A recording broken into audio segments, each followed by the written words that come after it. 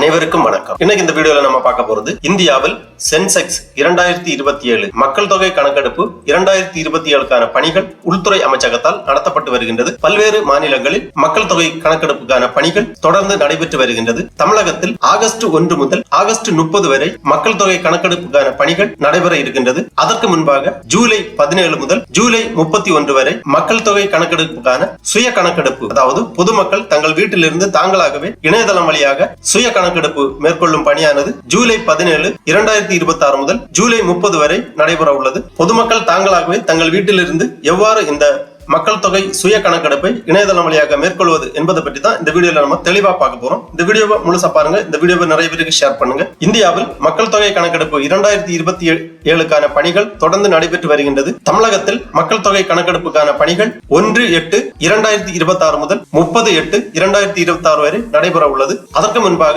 மக்கள் தொகை சுய கணக்கெடுப்பு எனப்படும் செல்ஃப் எனுமரேஷன் 17/7/2026 முதல் 31/7/2026 வரை பொதுமக்கள் தங்கள் வீட்டிலிருந்து இணையதளம் வழியாக மேற்கொள்ளும் வசதி செயல்படுத்தப்பட்டுள்ளது. அதிகாரப்பூர்வ இந்திய மக்கள் தொகை கணக்கெடுப்பு போர்ட்டலில் சென்று உங்கள் மாநிலம், வீட்டு தலைவரின் பெயர் மற்றும் மொபைல் எண்ணை உள்ளீடு செய்து OTP மூலம் சரிபார்த்து நீங்களே உங்கள் குடும்ப விவரங்களை பதிவு செய்து கொள்ளலாம். சுய கணக்கெடுப்பு செய்யும் முறை: இந்திய மக்கள் தொகை கணக்கெடுப்பு அதிகாரப்பூர்வ போர்ட்டலில் சென்று இந்த செல்ஃப் எனுமரேஷன் பதிவை மேற்கொள்ளலாம். அடிப்படை விவரங்களான குடும்ப உறுப்பினர்களின் எண்ணிக்கை, வயது, கல்வி, தொழில் மற்றும் வீட்டு வசதி, குடிநீர், மின்சாரம் போன்றவை பற்றிய 33 வகையான கேள்விகள் கேட்கப்பட்டிருக்கும். ஒவ்வொரு கேள்விக்கும் சரியான பதிலை நீங்கள் தேர்ந்தெடுக்க வேண்டும். அந்த 33 வகையான கேள்விகள் என்னென்ன என்பதை இந்த வீடியோவோட டிஸ்கிரிப்ஷன்ல கொடுத்திருக்கேன். அதை பார்த்து நீங்கள் என்னென்ன கேள்விகள் என்பதை புரிந்து கொள்ளலாம். ஒவ்வொரு கேள்விக்கும் தனித்தனியாக சரியான பதில்களை நீங்கள் தேர்ந்தெடுத்து சமர்ப்பிக்க வேண்டும்.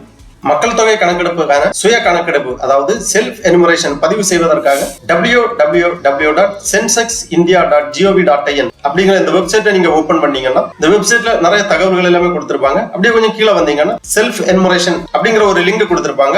இல்ல பல்வேறு தகவல்கள் எல்லாமே கொடுக்கப்பட்டிருக்கும். இந்த செல்ஃப் எனுமரேஷன் அப்படிங்கிற இந்த லிங்க்ல நீங்க கிளிக் பண்ணீங்கன்னா இந்த மாதிரி ஒரு பேஜ் ஒன்று ஓபன் ஆகும். www.sc.censex.gov.in Census of India 2027 Office of the Registrar General and Census Commissioner of India, Ministry of Home Affairs, Government of India அப்படிங்கிற ஒரு பேஜ் ஓபன் ஆகும். இதுல செல்ஃப் எனுமரேஷன் HLO லாகின் பண்ண வேண்டும். லாகின் பண்றதுக்காக ஃபர்ஸ்ட்ல ஸ்டேட் அல்லது யூனியன் டெரிட்டரி, உங்க மாநிலம் அல்லது யூனியன் பிரதேசத்தை தேர்ந்தெடுக்க வேண்டும். அதன் பிறகு இங்க ஒரு செக்யூரிட்டி கேப்சா கொடுத்திருக்காங்க. இந்த கேப்சாவை நீங்க என்டர் பண்ணி வெரிஃபை டு ப்ரொசீட் அப்படிங்கிற ஆப்ஷன் நீங்க கிளிக் பண்ணீங்கன்னா உங்க மொபைல் நம்பருக்கு OTP சென்ட் பண்ணுவாங்க. அந்த OTP நீங்க என்டர் பண்ணி வெரிஃபை பண்ணீங்கன்னா அதன் பிறகு செல்ஃப் எனுமரேஷன் போர்ட்டல் ஓபன் ஆகும். அதுல கேட்டிருக்கக்கூடிய விவரங்கள் எல்லாமே நீங்கள் எவ்வாறு பூர்த்தி செய்ய வேண்டும் என்று தொடர்ந்து நாம் பார்க்கலாம்.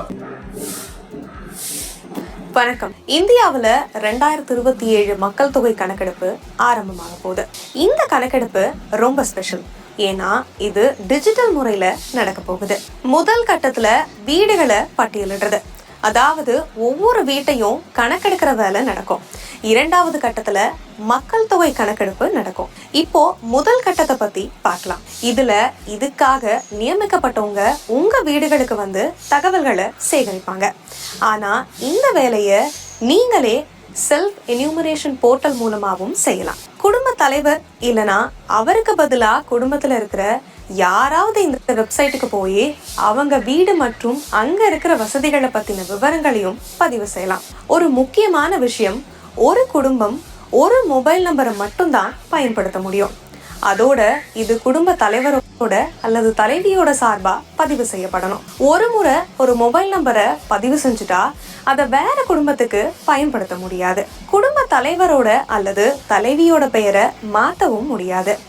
மக்கள் தங்களை தாங்களே கணக்கெடுத்துக்கிட்டா இந்த வேலை இன்னும் சுலபமாகவும் வேகமாகவும் முடிஞ்சிடும்.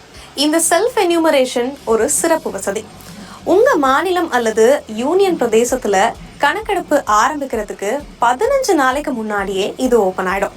விருப்பப்படுறவங்க இந்த வசதி மூலமா தங்களோட விவரங்களை முன்கூட்டியே பதிவு செஞ்சுக்கலாம். போர்ட்டல்ல விவரங்களை எப்படி பதிவு செய்யறதுன்னு பார்க்கலாம். முதல்ல SC போர்ட்டலை ஓபன் பண்ணுங்க.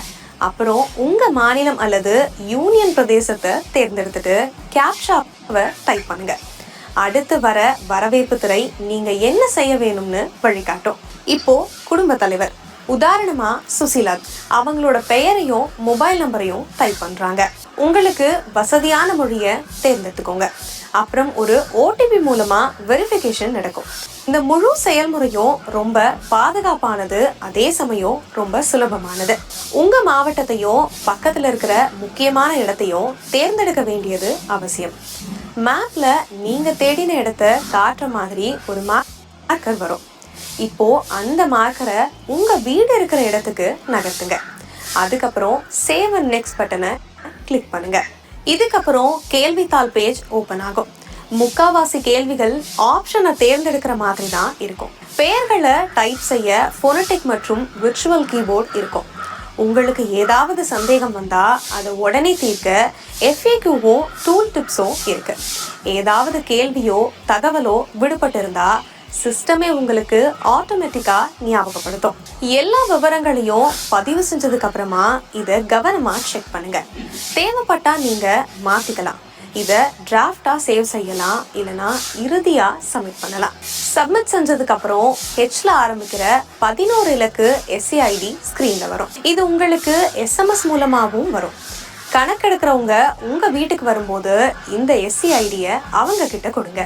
நீங்க கொடுக்கிற சரியான தகவல் நம்ம நாட்டை வலுப்படுத்துறது மட்டும் இல்லாம அதோட உண்மையான நிலையையும் காட்டுது. அதனால இதுல கலந்துக்கிட்டு உங்க முழு ஒத்துழைப்பையும் கொடுங்க. நமது மக்கள் தொகை கணக்கெடுப்பு, நமது வளர்ச்சி. இவ்வாறு பொதுமக்கள் தங்கள் வீடுகளில் இருந்து சென்செக்ஸ் 2027 மக்கள் தொகை கணக்கெடுப்பு 2027க்கான சுய கணக்கெடுப்பு படிவத்தை, அதாவது செல்ஃப் எனுமரேஷன் ஃபார்மை இணையதளம் வழியாக பூர்த்தி செய்யுமாறு கேட்டுக்கொள்ளப்படுகிறார்கள். ஓகே நண்பர்களே, இந்த வீடியோ உங்களுக்கு உபயோகமா இருந்துச்சுன்னா லைக் பண்ணுங்க, ஷேர் பண்ணுங்க. அனைவருக்கும் நன்றி, வணக்கம்.